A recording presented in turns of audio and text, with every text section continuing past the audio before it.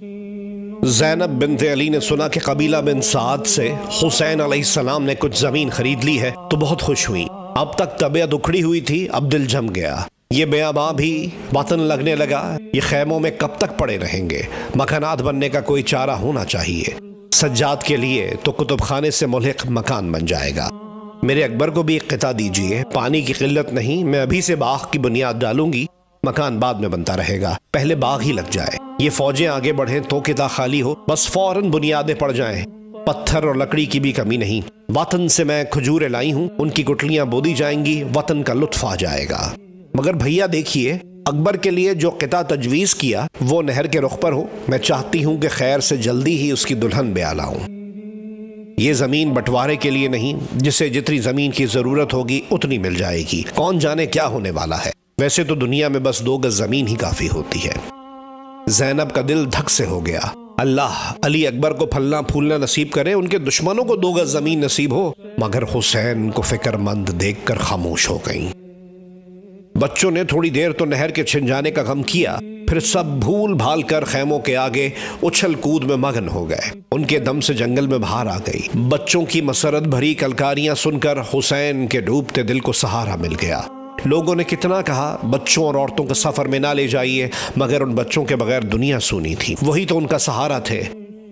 نہیں، بچوں کی جانوں کو کوئی خطرہ نہ ہوگا، انہیں حسین سے پرخاش ہو سکتی ہے، بچے تو معصوم ہوتے ہیں۔ اسلام نے عورتوں اور بچوں کو بڑی وقت دی ہے، ان پر آنچ نہ آئے گی۔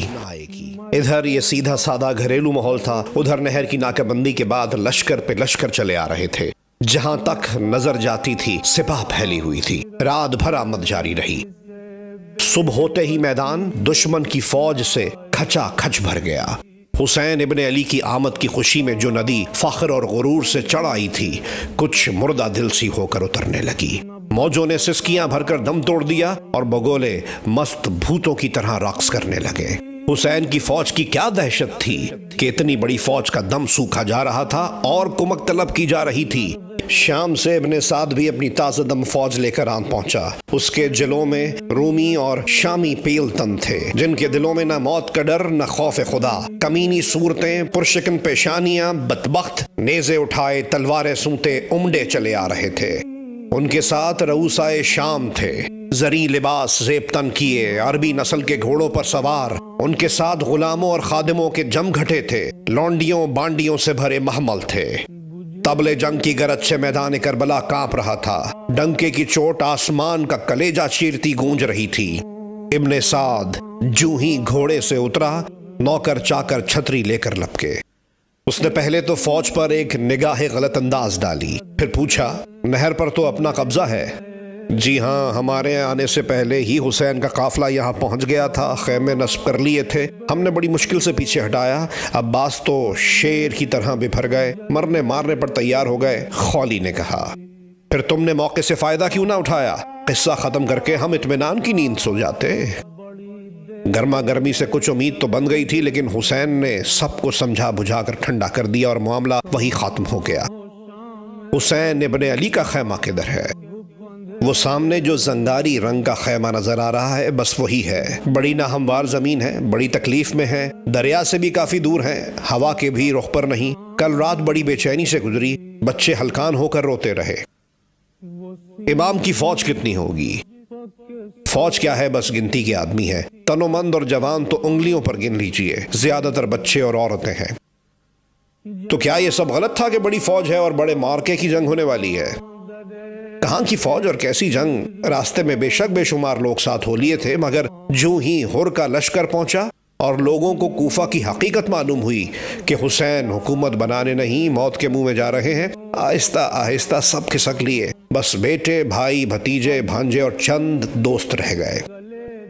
یہ کیا کھا کے ہاتھ دکھائیں گے؟ جنگ چھڑے گی تو ہمارے گھوڑوں کی ٹاپوں ہی سے پس کر رہ جائیں گے۔ ہماری کل فوج کتنی ہوگی؟ بے حساب، گنتی دشوار ہے، سب سوار کوئی 4 کوس کے زردے میں پھیلے ہوئے ہیں، ایک ایک جوان پیل تن پٹھا ہے، میدان کارزار کا منجھا ہوا سپاہی، کون لڑ سکے گا ہم سے؟ قیامت کی فوج ہے ہماری، کئی ہزار تلواریں اور اتنے ہی برچھی بردار جیالے ہوں گے۔ اور یہ سب رسول خدا کے بے بس نواسے کا خون بہانے کی طاق میں تھے، تیر و تلوار کھنچے کھڑے تھے۔ یہ فوج ان لوگوں کو دہشت زدہ کرنے کے لیے جمع ہوئی تھی جن کی طرف سے خطرہ تھا کہ حسین کی حمایت میں اٹھ کھڑے ہوں گے۔ خر اپنے گھوڑے پر بیٹھا بیٹھا یہ سب کچھ دیکھ رہا تھا۔ اس کا دل اندر ہی اندر ملامت کر رہا تھا کہ حسین کی حمایت میں اٹھ کھڑے ہوں گے۔ ابن سعد نے اطمینان سے مسکرا کر نہر کی طرف نظر ڈالی۔ ڈھالوں سے میدان سیاہ ہو رہا تھا، خنجر چمک رہے تھے، نیزوں کے جیسے کھیت اگے ہوئے تھے۔ نہایت غرور سے مسکرا کر کہا، کل تک شام سے اور کمک آ جائے گی، امید ہے کہ یہ سب دیکھ کر امام بیعت پر راضی ہو جائیں گے، جنگ کی نوبت ہی نہ آئے گی۔ اندازے سے کوئی امید تو نظر نہیں آتی کہ حسین اپنی بات سے باز آ جائیں گے۔ وہی غرور قائم ہے، بیعت پر تیار نہیں، موت کو ترجیح دیتے ہیں۔ ابن سعد پیچ و تاب کھانے لگا۔ اب اس ہٹ دھرمی کا کیا علاج؟ بس اب اس کے سوا کوئی چارہ نہیں کہ انہیں پیاسا مار دیا جائے، پانی کی ایک بوند نہ دی جائے، پھر ذرا ہم ان کی قوت برداشت دیکھیں گے۔ بغیر پانی کے دیکھنا ہے کہ ان کی ضد کہاں تک قائم رہتی ہے۔ فوج پر فوج چلی آ رہی تھی، غل بڑھتا جا رہا تھا۔ محرم کی 4 تاریخ سے پابندی پر پابندی عائد ہو گئی، مگر نہایت ہوشیاری سے نوکر چاکر پانی لینے جاتے تو کہہ دیا جاتا، ابھی فوج کے لیے پانی لیا جا رہا ہے، گھاٹ پر بہت بھیڑ ہے، ذرا بیٹھو۔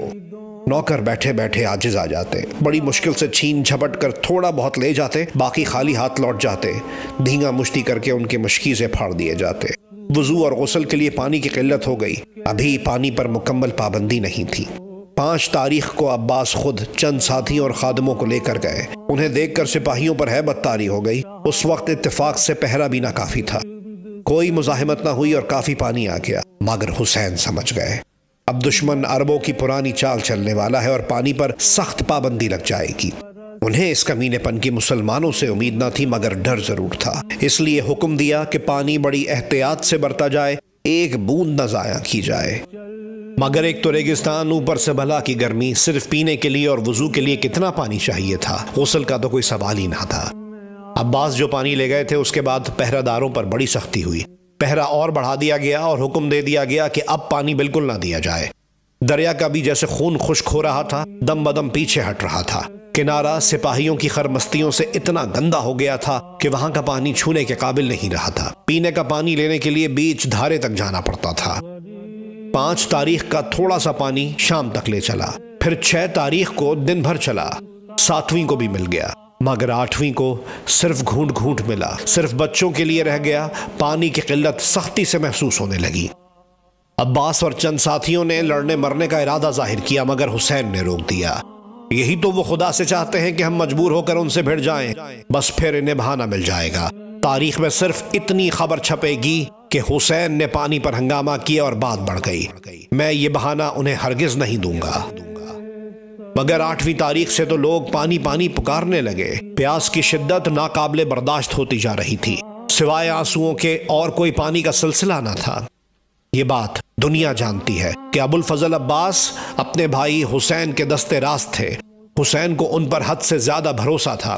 کئی بار پہلے بھی انہیں طرح طرح کے لالچ دیے گئے کہ وہ حسین کو چھوڑ کر کوئی شاندار سرکاری عہدہ سنبھال لیں، مگر انہوں نے بڑی حقارت سے اس رشوت کو ٹھکرا دیا۔ لیکن اب معاملہ کچھ اور تھا۔ عباس بال بچوں والے تھے، اس وقت خیموں میں پانی کی قلت تھی، اس وجہ سے سب کی جان لبوں پر آئی ہوئی تھی۔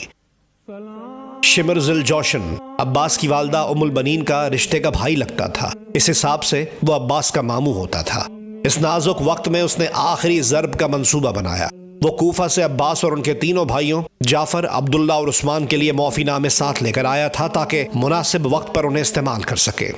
شمر نے قاصد کے ذریعے عباس کو ایک خط بھیجا اور اس میں لکھا تھا، تم کیوں خواہ مخواہ اپنے پیارے اہل و عیال کی جان خطرے میں ڈال رہے ہو؟ موقع پا کر انہیں لے کر نکل جاؤ، میرے پاس آ جاؤ، میں تمہیں نہایت آرام سے دمشق پہنچا دوں گا، جہاں دنیا کی نعمتیں تمہارا انتظار کر رہی ہیں، تمہارے تینوں بھائیوں کا بھی مکمل انتظام ہو جائے گا، میرے پاس تم سب کے معافی نامے موجود ہیں، اپنی بوڑھی ماں کا خیال کرو اور فوراً نکل آؤ، کچھ گڑبڑ ہوئی تو فکر نہیں، ہم سب سنبھال لیں گے۔ خط پڑھ کر عباس مارے تیش کے تھر تھر کانپنے لگے، جی چاہا قاصد ملعون پر ہی سارا غصہ اتارے، مگر ضبط کر گئے۔ خط کے ٹکڑے ٹکڑے کر کے اس کے منہ پر دے مارے اور کہا، جا اپنے آقا سے کہہ دے عباس ابن علی تجھ پر اور تیری دنیا پر تھوکتا ہے، ہم چاروں حسین کے بھائی نہیں غلام ہیں، اور تیری مہربانیوں کو ٹھکرا کر ان کے قدموں میں جان دینا اپنی خوش قسمتی سمجھیں گے۔ حسین نے سنا تو بلا کر سمجھایا، عباس اس نے تمہیں بلایا ہے، تم چاروں بھائی جا کر مل تو آؤ، اس میں کوئی حرج نہیں، شاید کوئی بہتری کی صورت نکل آئے، کیوں کوئی کسر اٹھا رکھے۔ یہ ہم سے نہ ہوگا آقا، ہم آپ کا یہ حکم ماننے سے قاصر ہیں۔ یہ حکم نہیں، میری ذاتی رائے ہے، میرے ضمیر پر بڑا بوجھ ہے، میری وجہ سے تمہاری جان بھی خطرے میں پڑ رہی ہے، میں اس گستاخی پر مجبور ہوں، آپ کے اس حکم کی تعمیل میرے لیے ممکن نہیں۔ ہماری خاطر چلے جاؤ، اپنے ساتھ سکینہ کو بھی لے جاؤ، اگر ہو سکے تو اون و محمد کا بھی ہاتھ پکڑ لو، یہ موقع ہاتھ سے نہ جانے دو۔ ہم کسی صورت آپ کا ساتھ نہ چھوڑیں گے، اون و محمد اور سکینہ کی جانیں بچانے کا لالچ بھی ہمیں ارادہ بدلنے پر تیار نہیں کر سکتا۔ اچھا اتنا تو کرو گے، ایک بار جا کر مل آؤ، وہ جواب جو مجھے دے رہے ہو شمر کو دے آؤ، میری آرزو ہے، اسے نہ ٹھکراؤ۔ عباس کانپ اٹھے اور سر جھکا لیا۔ چاروں بھائی گھوڑوں پر سوار ہوئے اور دشمن کے پڑاؤ کی طرف بڑھ گئے۔ شمر خوشی سے جھوم اٹھا، اگر عباس کو توڑ لیا تو باقی ماندہ میں کتنا دم ہے، حسین تن تنہا رہ جائیں گے۔ جب حسین کے ان چاروں بھائیوں کو دربار سے انعام و اکرام ملیں گے تو لوگوں کے دلوں میں حسین اور ان کے خاندان کے بارے میں جو حسن زن ہے اس کی چمک دمک ماند پڑ جائے گی۔ مگر جب ان چاروں کو معافی نامے دیے گئے تو پھاڑ کر پھینک دیے۔ شمر نے بالکل برا نہ مانا، ہنس کر بولا، تمہاری مرضی، مگر تم جب چاہو بغیر معافی نامے کے میری حفاظت میں چلے آؤ، میں تمہارا ہوں۔ ادھر شمر نے ایک اور چالاکی کی، حسین کے خیمے میں یہ خبر اڑا دی کہ عباس دشمن کی فوج سے جا ملے۔ یہ سنتے ہی ان کی بیوی زار و قطار رونے لگی۔ حسین نے انہیں جا کر سمجھایا، پریشان نہ ہو عزیزہ، عباس کا بال بیکا نہ ہوگا، تم سب کی جانیں بچ جائیں گی۔ عباس کی بیوی اور بھی رونے لگی۔ آپ کے بھائی گئے، وہ جانے اور ان کا ضمیر، مگر اس کے بعد میں اپنے آپ کو بیوہ اور بچے کو یتیم سمجھوں گی۔ افسوس ہے وہ میرے بھائی کے قاتلوں سے سمجھوتا کر بیٹھے، اگر ایسا ہے تو خدا مجھے ان کی صورت نہ دکھلائے۔ چھوٹی بھاوج جو بہو کی طرح حسین کا ادب کرتی تھیں، کبھی ان کے سامنے سر اٹھا کر بات کرنے کی ہمت نہ کی۔ اس وقت جلال سے چہرہ تمتما رہا تھا اور بلند آواز سے کہہ رہی تھیں، نہیں مجھے ایسا سہاگ نہیں چاہیے، وہ آپ کے لاڈلے بھائی جو ہوئے، آپ تو ان کی غداری کے لیے بھی عذر ڈھونڈ نکالیں گے۔ لعنت ہے ایسی زندگی پر جو باپ جیسے بلند مرتبہ بھائی کے لہو سے خریدی جائے۔ وہ جوش میں بول رہی تھیں، حسین سمجھا رہے تھے، میں تمہیں حکم دیتا ہوں ننھے بچے پر رحم کرو، جس کی جان بچتی ہے بچ جانے دو۔ گستاخی معاف، ایک بات عرض کروں، کہو کسی بھی شرط پر تمہاری جانیں بچ جائیں بس۔ آپ ان کے ہی نہیں میرے بھی آقا ہیں، مگر میں پوچھوں کہ آپ کس شرط پر یزید کے ہاتھ پر بیعت کرنے پر تیار ہو جائیں گے تو آپ کا کیا جواب ہوگا؟ امام نے خاموشی سے سر جھکا لیا۔